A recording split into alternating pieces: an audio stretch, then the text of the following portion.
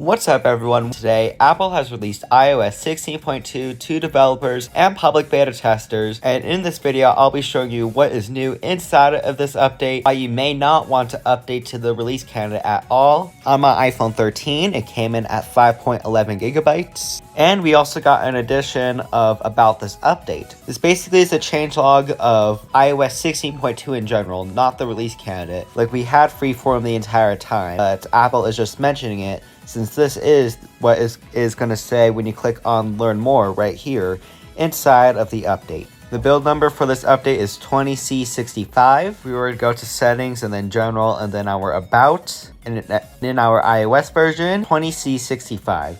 And another change is they decided to revert this back and not give a lot more detail. Personally, I would like to see a lot more details, but at the same time, I want this also ported to the Mac. And we got a bunch of interesting changes inside of iOS 16.2, which was probably why there was a D at the last beta. The first change is inside of music. If we were to go inside of our music app and then choose a song, the first thing is that you will notice that the lyrics actually kind of scroll. But this is not every song, and you can also see right here that the lyrics go off to the right.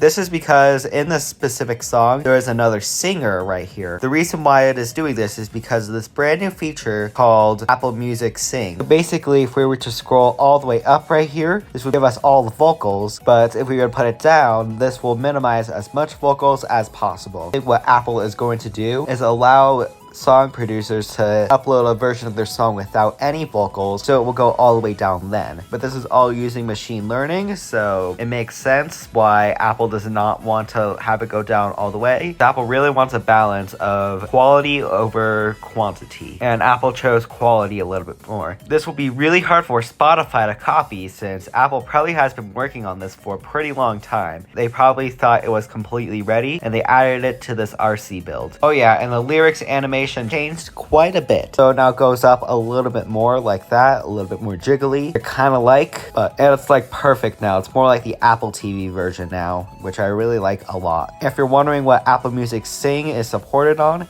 it is supported on the iPhone 11 or newer and the iPhone SE 3rd generation. Now the next thing, we have some unfortunate news, and this is why you may not want to update. If we were to scroll down right here, haptic press right here, and haptic press on our AirDrop, you will notice that there is a little text change right here. It says everyone for 10 minutes. This is my least favorite change about iOS 16.2, since sometimes if I'm in a public place, I would want to get the random AirDrop, but Apple is killing the random AirDrops, unfortunately. So this is probably a reason why you may not want to update, and a lot of people on Twitter are saying this change is horrible, Apple should change it back. But personally, what I think Apple should do is add like a little slider of how long you would want it for, and also have an option in there called no limit. Since some people may not want a limit, some people may not know how long they're going to be in the public area for, but if you're in a public area, you might as well just have it on everyone. But this is in response to China. And actually, in China, this was already a feature inside of iOS 16.1.1. And unfortunately, the Chinese government had Apple add this back since there were like protests inside of China. But now Apple has brought this everywhere, which is kind of dumb for Apple to do. The next change is inside of settings. If we were to go back here and go to our Apple ID right here, scroll down to our iCloud and continue scrolling down,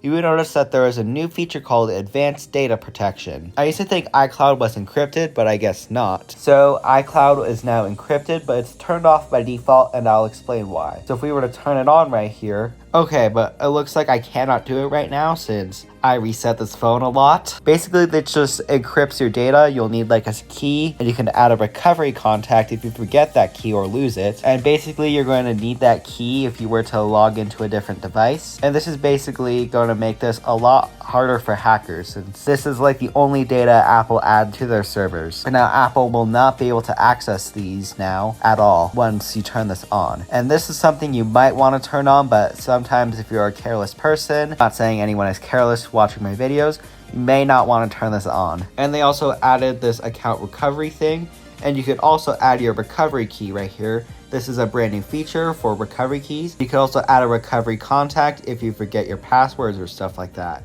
Now the next thing has to do with collaboration. So if I were to start making a new note and if I were to start collaborating with people will not be able to see where my cursor is. And when I mean cursor, I mean the blinky thing right here. This is apparently a cursor. I don't really see how it is a cursor, but I guess if you just do press and hold space, it can be a cursor. But now people will be able to see where your cursor is inside of notes, which is a brand new feature inside of iOS 16.2. Now I'm going to run a quick Geekbench test to see how well iOS 16.2 is compared to iOS 16.2 beta 4. Okay, I got a 1722 on the single core and a 4456 on the multi-core. And now going into the history right here and going to beta 4, you can see last time I got a 16986 on the single core and a 4372 on the multi-core. So this is a slight improvement over beta 4. The RC is much faster, but also you can see that beta 4 was a large jump from beta 3 in terms of slowness. It was a lot slower, but it's a little bit faster here. It might be that my phone is starting to get a little bit old and not up to benchmarking things the full way, or I've just pushed my phone a little bit too much. But currently the best one is iOS 16.1 right here, where we got a 1744 on the single core and a 4734 on the multi-core.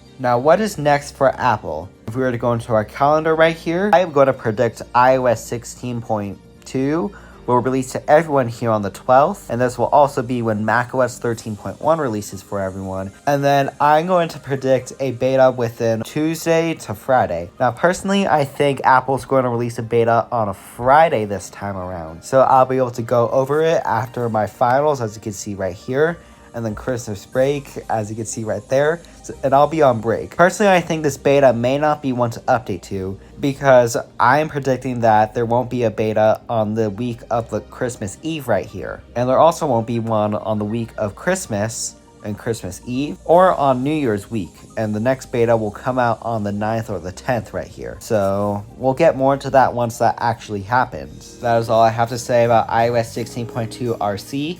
Thanks for watching. Comment, like, subscribe, share us with your friends, and let me know down in the comments down below if you like this style of video and if you want me to use it again.